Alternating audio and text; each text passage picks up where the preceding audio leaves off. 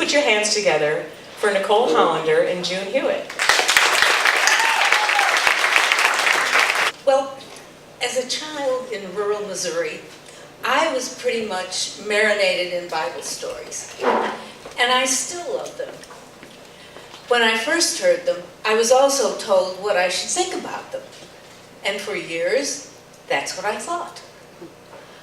But then, well, take the creation story. God is creating heaven and earth, and the birds, and the animals, and the shrubbery, and finally Adam and Eve. And like any loving parent, he goes to a lot of trouble to make a nice place for them to live.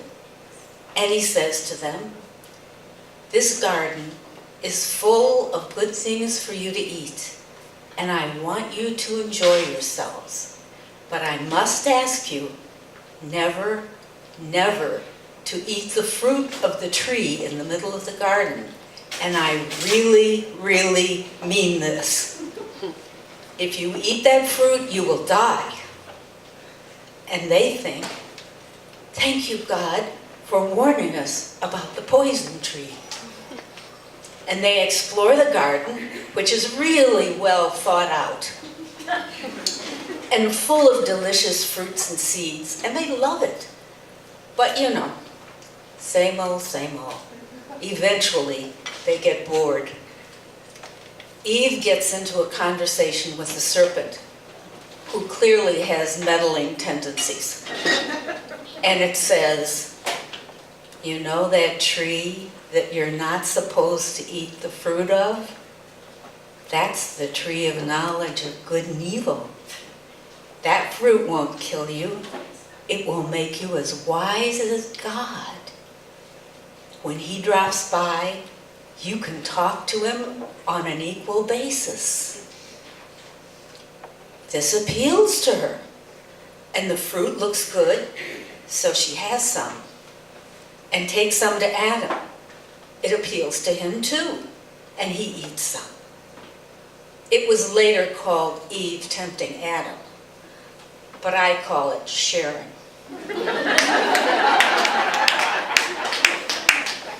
The first thing they realize is they don't have any clothes on.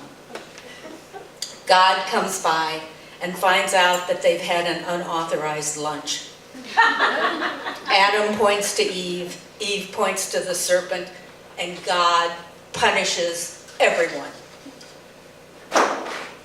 Then God says, "We've got to get the man out of the garden now. He has become like us, knowing good and evil. If he eats the fruit from the tree of life, he will live forever." Apparently, God has already forgotten Eve's part in the action. And there's another thing we've skated right past. They didn't die. God lied to them. And the serpent, whatever its motive, spoke the truth. What are we to make of this? The writer of Genesis is not helpful. Obviously heavily pro-God.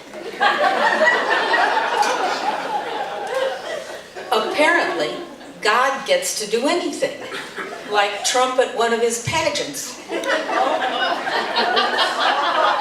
Which brings us, with a sickening thud, to the present day. And Nicole, living in the city in a garden, who because of that long ago snack is able to make moral judgments, but may be tempted to ask herself, what would God do? I'm so rarely tempted to ask myself what God would do.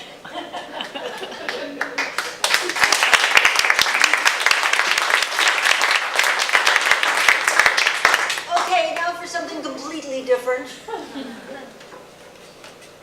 I have a classic Chicago car. It's a piece of junk. It's a crap car. I bought it from a filmmaker. The bumper is held on by gaffer tape. Gaffer tape is stronger than duct tape. It's more expensive, but if you have to hold part of your car together, it's worth it. My car looks like hell. So I am relieved of the suspense that people have when they anticipate that first scratch on a new car. I'm afraid that I have developed an attitude about my car, and unfortunately about other people's cars.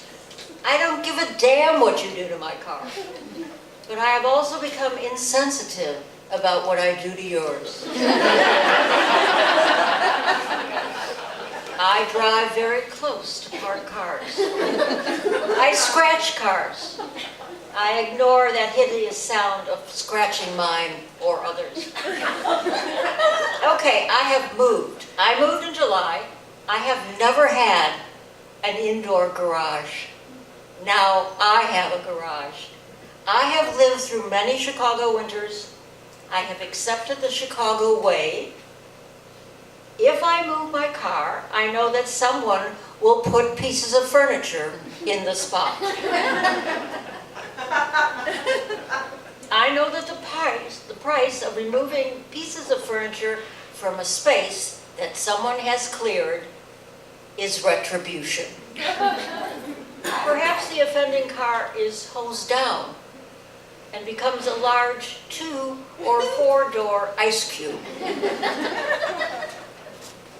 But maybe people have become more civilized in Chicago. I have no idea. I now have a garage. This first space I rented in my building was a rather tight space.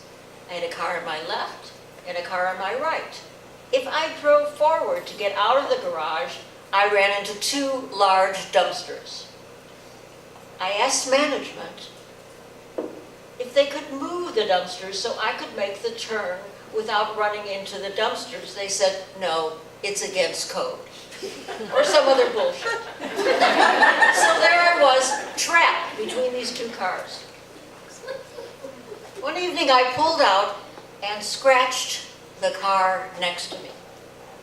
Suddenly there was a terrifying alarm and a man appeared in front of me from absolutely nowhere. It was like an apparition from Hades. He said to me, "Did you hit my car?" Turns out this alarm rings in his kitchen when someone scratches his car. And he leapt out of his apartment with the speed of light and confronted me. "Did you hit my car?" Naturally, my first impulse was to lie.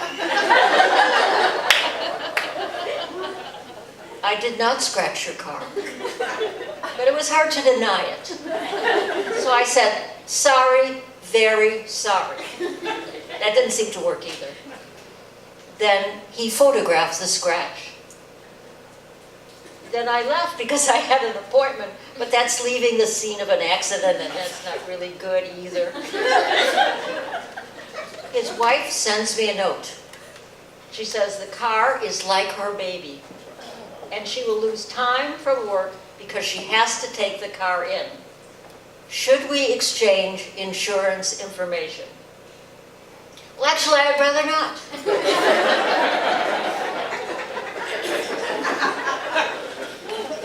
Because I just got this insurance a week ago, and I think this is not a good way to impress the company. I say, "I will pay for the damage.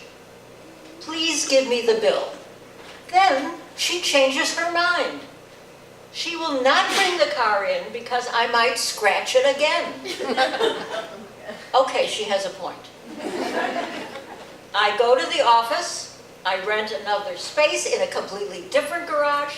She gets an estimate, I write a check on the spot. Our cars never see each other again. We are cool with each other. Thank you.